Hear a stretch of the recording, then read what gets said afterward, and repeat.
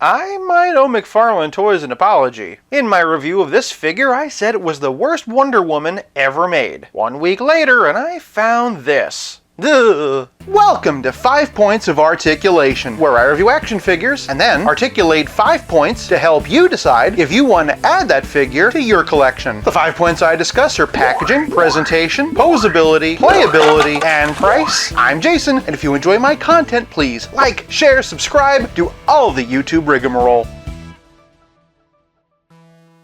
Today, we're revisiting the Wonder Woman designed by Todd McFarlane with a look at the all-new gold label version. First things first, and I didn't exactly look at the box last time. Starting off the packaging, and yeah, one whole point. We really just need to jump in and talk about this thing. Probably should do that. This one is mostly similar. It does have one of those shiny gold labels, no doubt trying to appeal to my crow brain. Name and signature on the side, UPC for those who want it, and a curious picture on the back. In fairness, I don't have the original box to compare it to, but I have the trading card and it's essentially the same picture. And boy is this a step down. But hey, it's a step up from the digital renders. For packaging, I'm giving Wonder Woman 1 whole point. Moving on to presentation, and at the top of her head, Diana stands at 7 1/4 inches. Since I've technically already reviewed this figure, I'm going to do a point-by-point comparison. Kind of like a versus. A versus where you already know the winner. From the top, and I still like this head sculpt. It's hard to tell on camera, but the plastic doesn't actually match the painted skin tone. That being said, in my last review I talked about how thinly painted the paint was and how you could see the blue bleeding through. That is absolutely not the case this time around. I also complained that there was just too much blue in general and that it didn't really look like Wonder Woman. This time the red top and blue skirt makes it absolutely unmistakable, and just the shade of blue is much better as well. The new figure is a darker, more navy blue, whereas the original was more of a Crayola blue. Also improved are the pauldrons. In my original review I said that it reminded me of Spinies from Super Mario Bros., so I like this nice even gold-ish color. So yeah, this isn't really gold so much as it's kind of a brass. In fact, it's the exact same color that they used for Godspeed. Another nice detail is how they punched in some silver in the armbands, and once again I do still really like all the sculpted detail in the armor. One of my biggest issues last time was the lack of painted flesh detail where clearly skin was supposed to be showing, and unfortunately they did not fix that here. That said, the brass fasteners do a better job of breaking it up than this did, but based on the sculpt it's very clear that her stomach should be showing, as well as her sides and the middle of her back. And speaking of the middle of her back, that brings us to my other big complaint, not continuing the texture. On the original version, it really drew attention to itself because all of it was the same shade of blue going around. This time, McFarlane's painted it silver to try to throw us off the course. Doing it this way, it almost seems intentional, but that's honestly just not true. Just look at the sculpted lines and you can tell. That said, I do want to give credit where credit's due. They acknowledged the issue, no doubt thanks to my stellar review, and while they couldn't fix it, they did make a choice that did take attention away from it. I really do appreciate that. That said, I am a little bit baffled by their choice of silver. By all accounts, it looks like this is supposed to be a fabric. Down here in the legs is definitely supposed to be, but choosing the brass and silver does kind of raise some questions. Is this supposed to be some kind of metal fabric? If they were ever going to release a third version of this, and for the love of God please don't, what I probably would have done is make the silver up here and the red down here the brown leather, and then this fabric, which matches this texture, could just be the same shade of blue. Put the skin color where it's supposed to go and then make the straps leather also, and I think that would really work. Moving on down, she has brass knee pads this time around, and though it might be hard to tell on camera, the silver in the boots is actually a lot shinier on the new one. She also has brass heels now, which really do help them to pop. While by no means perfect, this figure is a dramatic improvement over what we were given last time. Not painting the parts that are clearly supposed to be flesh tone is still a bit frustrating, and other choices like metallic fabric for the leg straps are just downright baffling. Still, it is at least recognizably Wonder Woman this time around, so that is a step in the right direction. For presentation, I'm giving Wonder Woman half a point. Moving on to posability, and that's one area I did praise this figure for last time. From the top, and her head's in a dumbbell joint. Can't really look up because of the hair, but down with no trouble. Pretty decent tilt despite the hair, and side to side. Moving on down, and she has swivel hinge shoulders that raise up about 90 degrees. The shoulder armor is nice and soft so it doesn't get in the way. She has a rotator cuff, but it kind of seems unnecessary with this figure.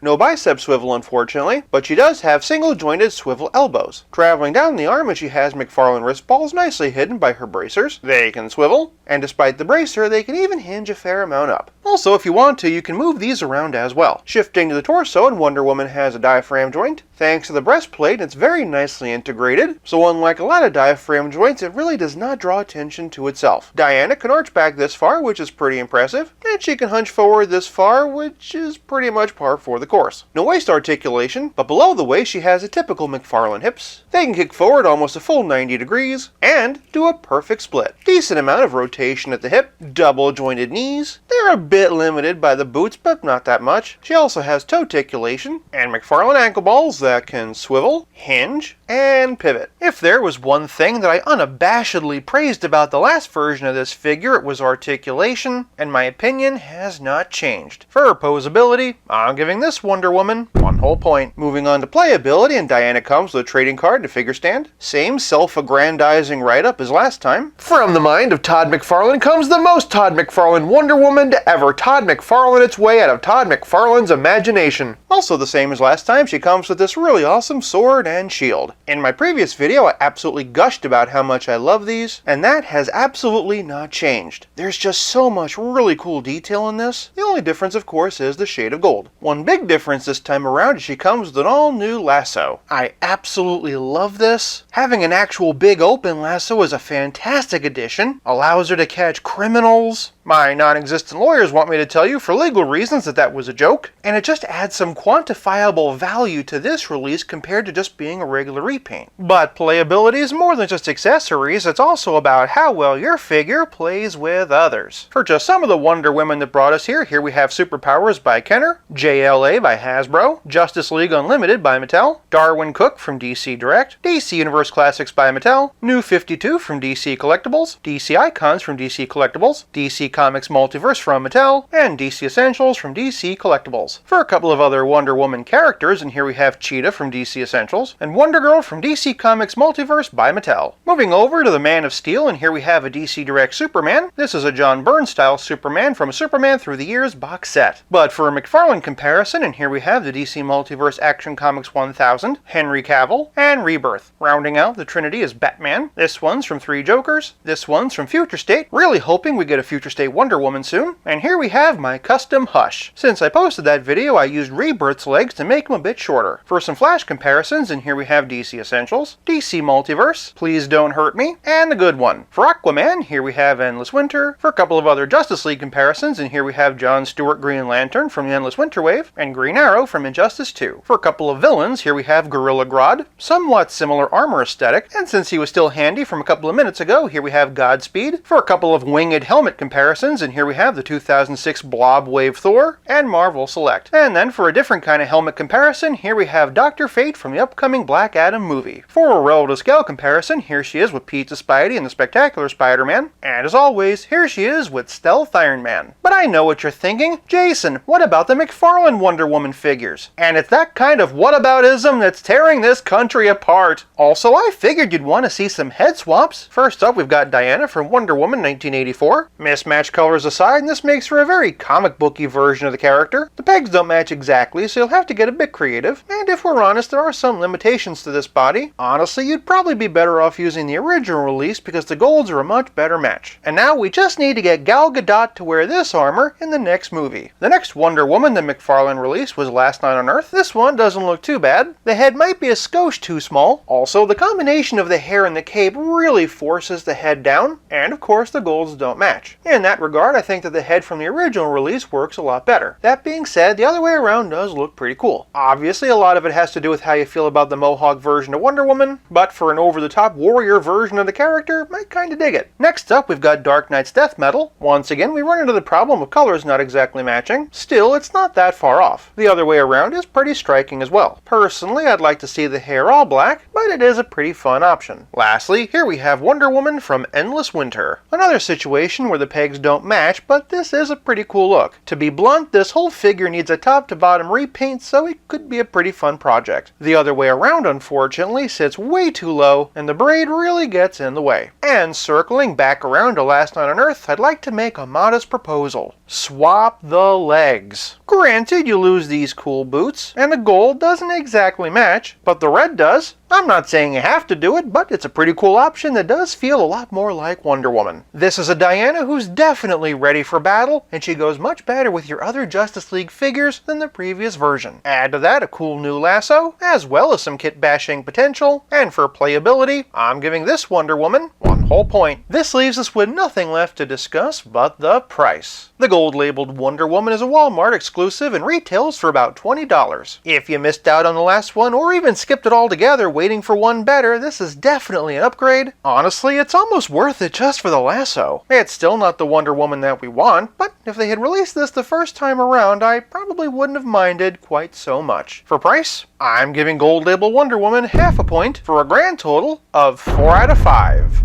To see my take on the original version of this figure, click here, or for another Wonder Woman video, click here. Thank you so much for watching. I'll be back again real soon, but until then, play nice and have fun.